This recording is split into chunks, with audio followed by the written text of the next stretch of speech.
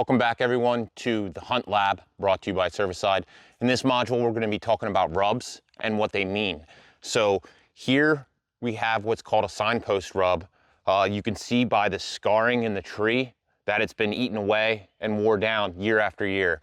So what bucks do is they'll hit this tree and they'll put their preorbital glands on this tree and they'll lay their scent.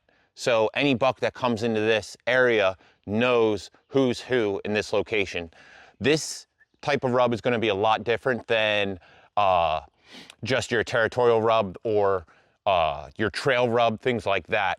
But finding these is really important for hunting in the fact that you can throw a camera on this and it's a great way to inventory what deer are in your area. So just like scrapes, it's a great way to use as a holding place that deer are going to come to and seek out and help you inventory as to what's in your location.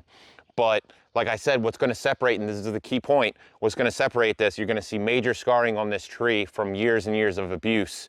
You could see how wore down it is just from last season. It's May now and it's still wore out. So we'll definitely be getting a camera on this tree to see what's in this location. All right, so what we have here is kind of just your stereotypical rub.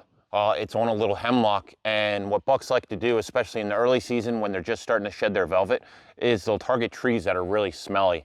It's a great way for them to leave their scent on the tree through their preorbital gland. But as far as deciphering this and how you can use these type of rubs for information in locating deer, you actually want to work them backwards. So a lot of times you'll see this one here, and then if you walk 20 yards in that direction, you might see another one. So what it is just a buck basically laying a trail down in the travel route that he's going. So if you look here, you can see basically the wore down part is on this side of the tree. That means that that buck is traveling in that direction. So he's going to go into the tree like this, rub on it, and then continue on. Just like that last one that we looked at with the signpost rub, the buck's coming into the tree, rubbing, and then passing out. So look for where it's rubbed and then work backwards from there. And then lastly, kind of